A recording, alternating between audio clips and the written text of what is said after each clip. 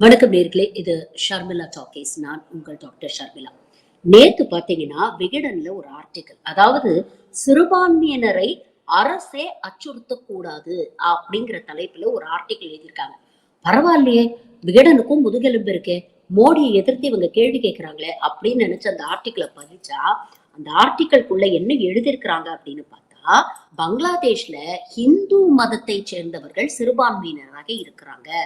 August மாசம் ஷேக் ஹசீனாவை பங்களாதேஷ்ல இருந்து வெளியேற்றினதுக்கு அப்புறம் அவங்களுக்கு இந்தியா அடைக்கலம் கொடுத்துருச்சு அப்படிங்கிற செய்தி வந்ததுக்கு அப்புறம் பாத்தீங்கன்னா, அங்கே இருக்கக்கூடிய தற்காலிகமான அரசும் அங்கே இருக்கக்கூடிய இஸ்லாமியர்களும் சேர்ந்து சிறுபான்மையினராக இருக்கக்கூடிய ஹிந்துக்களை அங்க ரொம்ப வாட்டி வதைக்கிறாங்க, கொடுமைப்படுத்துறாங்க. அங்கே ஹிந்துக்கள் மட்டும் இல்ல, கிறிஸ்துவ சமூகத்தை சேர்ந்தவர்கள், பௌத்தர்கள், சூஃபி ரிலிஜன் ஃபாலோ பண்றவங்க, இவங்க எல்லாருடைய வழிபாட்டு தலங்கள் எல்லாம் இடிச்சு தரமட்டமாக்கிட்டு இருக்கிறாங்க. இந்த அராஜகத்தை எல்லாம் எதிர்த்து அங்க இருக்கக்கூடிய சிறுபான்மை சமூகமான ஹிந்துக்களை சேர்ந்த எல்லா மக்களும் சேர்ந்து போராட்டம் பண்ணாங்க அரசுக்கு எதிரா. இந்த போராட்டத்தை தலைமை ஏற்று நடத்தினவர் யாருன்னு பாத்தீங்கன்னா, இஸ்கான் அமைப்பை சேர்ந்த சுவாமி சின்மய் கிருஷ்ணதாஸ் என்பவர். அங்க இருக்கக்கூடிய பங்களாதேஷ் அரசாங்கம் இந்த சின்மய் கிருஷ்ணதாஸ் மேல தேச துரோக வழக்கு பதிவு பண்ணிருக்கு. எதற்காக தேச துரோக வழக்கு பதிவு பண்ணிருக்கிறாங்க அப்படின்னு பாத்தீங்கன்னா, அந்த நாட்டுடைய கொடியை விட காவி கொடியை இவர் உயர்த்தி பிடித்திருக்கிறார். சனாதன தர்மம் தான் வசந்ததுன்னு அங்க போய் இந்த சங்கி பேசியிருக்கு. இதை கேட்ட அவன் உடனே தேச துரோக வழக்கு போட்டு இந்த சங்கியை தூக்கி உள்ள வச்சுட்டான். இந்த சின்மய் கிருஷ்ணதாச கோர்ட்டுக்கு கொண்டு போற வழியில அங்கே இருக்கக்கூடிய ஹிந்து சமூகத்தை சேர்ந்தவர்கள்லாம் ரோட்ல இறங்கி அவரை அரெஸ்ட் பண்ணக்கூடாது, அவரை விடுதலை பண்ணணும் அப்படின்னு போராட்டம் பண்ணியிருக்கிறாங்க. போராட்டம் பண்ணவங்க மேல போலீஸ் தடியடி நடத்தி இருக்குது. இதையெல்லாம் கண்டித்து நம்ம நாட்டு அரசாங்கம், இந்திய அரசாங்கம் ஒரு அறிக்கை வெளியிட்டாங்க. இப்படி நீங்க சுவாமி சின்மய் கிருஷ்ணதாச கைது செய்திருக்கிறது சட்ட விரோதமானது. அவர் மீது தேச துரோக வழக்கெல்லாம் போட்டிருக்கிறீங்க. அங்கே இருக்கக்கூடிய ஹிந்து சிறுபான்மையினரை நீங்க சித்திரவதை பண்றீங்க, டார்ச்சர் பண்றீங்க. இதெல்லாம் ஏற்கத்தக்கது இல்லை. ஒரு அரசாங்கம்னா சிறுபான்மையரை பாதுகாக்கிறது தான் நல்ல அரசாங்கமா இருக்கும். மாறாக அவங்களை ஒடுக்க முயற்சிக்கிறது அந்த நாட்டு அரசாங்கத்துக்கே ஒரு பெரிய அவமானம் அப்படிங்கிற ரீதியில இங்க இருக்கக்கூடிய பாஜக அரசு அவங்களுக்கு ஒரு கடிதம் எழுதியிருக்கிறாங்க, ஒரு அறிக்கை விட்டிருக்கிறாங்க. உடனே பதிலுக்கு அந்த நாட்டுடைய வெளியுறவுத்துறை அமைச்சர் ஒரே ஒரு கேள்வி கேட்டிருக்கிறாரு, நல்லா நாக்கப்படுங்கிற மாதிரி. உங்க நாட்டுல நீங்க என்ன செஞ்சுக்கிட்டு இருக்கிறீங்க? முதல்ல உங்க நாட்டிலேயே டிப்பர் லாரியில அல்ற அளவுக்கு குப்பையை வச்சுக்கிட்டு எங்க நாட்டை விமர்சனம் பண்ண உங்களுக்கு என்ன யோகியதை இருக்கு, என்ன தகுதி இருக்கு? ஓடிட்டு வேலையை பாருங்க அப்படிங்கிற அளவுக்கு அவர் கடுமையாக இந்தியாவை விமர்சனம் செய்திருக்கிறார். எவ்வளவு வேடிக்கை பார்த்தீங்களா? இதே 2 நாள் முன்னால தமிழ்நாட்டுல இருக்கக்கூடிய பாஜகவுடைய முக்கிய தலைகள்லாம் சேர்ந்து சென்னையில ஒரு போராட்டம் பண்றாங்க. என்ன போராட்டம் அப்படின்னு பாத்தீங்கன்னா, பங்களாதேஷில் இருக்கக்கூடிய இந்துக்களுடைய உயிருக்கு ஆபத்து, அங்கே இருக்கக்கூடிய சிறுபான்மையினார இந்துக்களை அங்கே இருக்கக்கூடிய முஸ்லிம் அரசாங்கம் டார்ச்சர் பண்ணுது, அவங்களுக்கு அங்க பாதுகாப்பு இல்லை, அவங்களுடைய வழிபாட்டு தலங்கள் கோவில் எல்லாம் இடிச்சு தள்ளிட்டு இருக்கிறாங்க. இதற்கெல்லாம் நீதி வேணும், நியாயம் வேணும்ட்டு இந்த சங்கி கூட்டம் இங்க தெருவில் இறங்கி போராட்டம் பண்ணிருக்கு.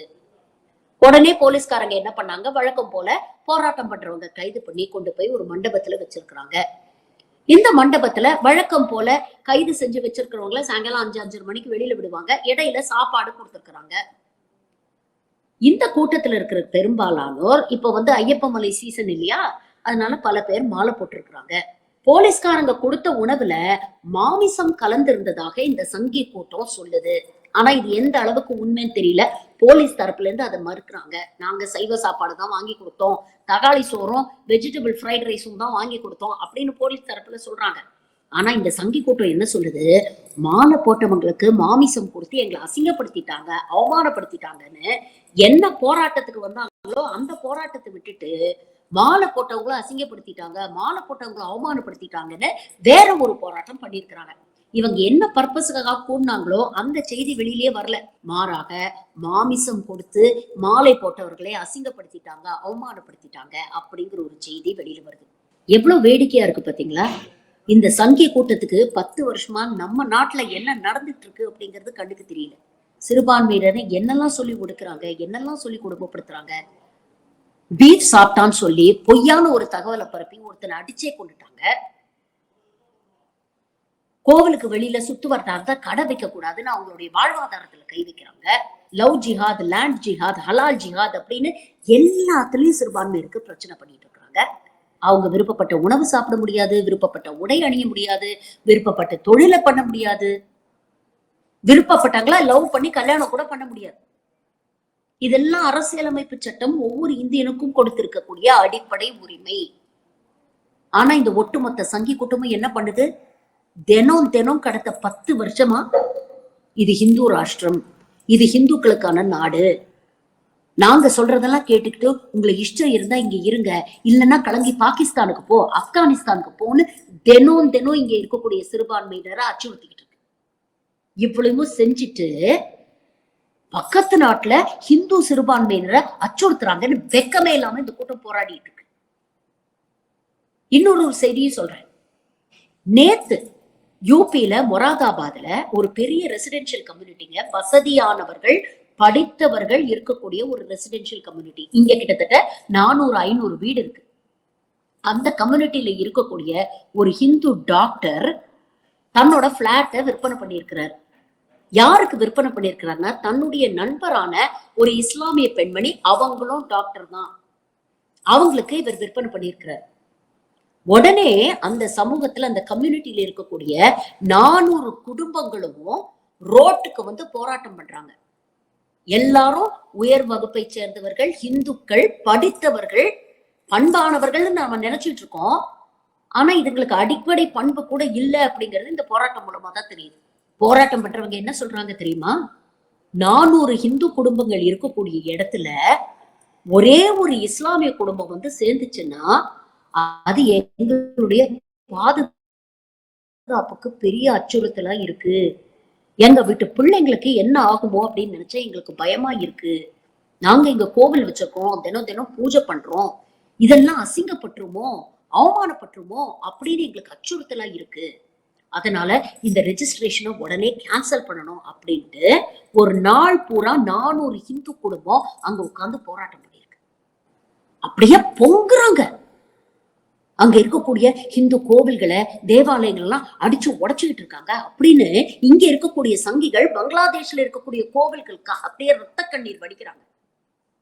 இங்க நீங்க என்ன பண்ணிட்டு இருக்கீங்க? ஒரு மாஸ்கையாவது விட்டு வச்சீங்களா? எல்லா மாஸ்க்கு அடியிலையும் ஒரு கோவில் இருந்தது அப்படிங்கிற ஒரு பொருளையை கரப்பி விட்டுட்டு 500 வருஷம் 600 வருஷம் ஆன ஏன்ஷியன்ட் மானுமெண்ட்ஸ் எல்லாம் இன்னைக்கு சிதைக்கணும்னு உட்கார்ந்து இருக்கிறீங்கல்ல. 500 வருஷம் முன்னால பாபரோ அவுரங்கசீபோ பண்ண தப்புக்கு இன்னைக்கு பழிவாடணும்னு வெறி பிடிச்சு அலையறீங்கல்ல. இதெல்லாம் எந்த கணக்குல சேர்க்கிறது? மணிப்பூர் கலவரத்துல கிட்டத்தட்ட 450க்கும் மேற்பட்ட தேவாலயங்கள் சிதைக்கப்பட்டிருக்கு. இதெல்லாம் என்ன பக்கத்து நாடுல நடந்துச்சா? நம்ம நாட்டுல நடந்துச்சு. இத பத்தி என்னைக்காவது இங்க இருக்கக்கூடிய மோடியோ அமித்ஷாவோ வாயை திறந்து ஒரு வார்த்தை பேசியிருக்காங்களா? இந்த நாட்டுடைய பிரதமர் தன்னுடைய பிரதமர் அப்படிங்கிற மாண்பையும் மீறி கடந்த தேர்தலில் என்ன பேசினாரு? இஸ்லாமியர்கள் விட்டா உங்க வீட்டு தாலி செயினை கூட அறுத்துட்டு ஓடிடுவாங்க அப்படின்னு பேசினார். இதெல்லாம் எந்த கணக்குல சேரும்? புல்டோசரை வச்சு சகட்டு மெருகி இஸ்லாமியர்களோட வீடெல்லாம் இடிச்சு தள்ளுறீங்களே.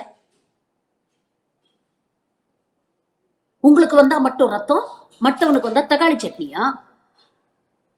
இந்த ஊர்ல நடக்கிற அநியாயத்தை, இந்த ஊர்ல சிறுபான்மையிற்கு எதிராக நடக்கக்கூடிய இந்த விஷயங்களை கேள்வி கேட்க துப்பு இல்ல. பங்களாதேஷ்காக இவங்க போராட்டம் பண்ண போயிட்டாங்க. நான் பங்களாதேஷ்ல நடக்கிறத நியாயப்படுத்தல, முதல்ல அதை புரிஞ்சுக்கங்க. யாரு எங்க இருந்தாலும், அவங்க சிறுபான்மையரா இருந்தாலும் சரி, பெரும்பான்மையா இருந்தாலும் சரி, மனிதம் ஒன்றே வசந்தது. எல்லாரையும் மனுஷங்களா மதிச்சு ஒத்துமையா சந்தோஷமா வாழ கத்துக்கணும். உங்களுக்கு எப்படி அடிப்படை உரிமை இருக்கோ அதே அடிப்படை உரிமைகள் அடுத்த மனுஷனுக்கு இருக்கு. அதை நாம ரெஸ்பெக்ட் பண்ணணும் அப்படிங்கறத நாம கத்துக்கணும். நான் கூட விகடன் ஆர்டிக்கலை படிக்கும் பொழுது பரவாயில்லையே, மோடி ஆட்சி காலத்துல நடக்கக்கூடிய இந்த அநியாயத்தெல்லாம் தைரியமா எழுதியிருக்கிறாங்களே அப்படின்னு ஒரு நிமிஷம் சந்தோஷப்பட்டேன். ஆனா டைட்டில் வரைக்கும் தான். ஆனா உள்ள பாத்தீங்கன்னா ஒட்டு மொத்தமா ஒரு கடைஞ்செடுத்த சங்கி என்னெல்லாம் பேசுமோ அதைத்தான் எழுதி வச்சிருக்கிறாங்க. எனவே இந்த ஆர்டிக்கல்ல இருந்த கடைசி வரி எனக்கு ரொம்ப பிடிச்சது. ஏன்னா அது இன்னைக்கு இருக்கக்கூடிய இந்த பாசிச மோடி அரசாங்கத்துக்கு ரொம்பவே பொருத்தமானது. கடைசி வரி என்ன தெரியுமா எழுதியிருக்கிறாங்க? சிறுபான்மையினரை அரவணைத்து போற்றுவதே நல்லரசின் அடையாளம். அரச பயங்கரவாதம், அவர்களை அச்சுறுத்துவது அவமானம் அப்படின்னு எழுதியிருக்காங்க. அப்ப கொஞ்சம் இங்க இருக்கக்கூடிய சங்கிகள் செல்ஃப் அனாலிசிஸ் பண்ணி பார்க்கணும். இந்த நாட்டுக்கு உச்சபட்ச அவமானமே இந்த பாசிச பாஜக அரசும் மோடியும் தான்.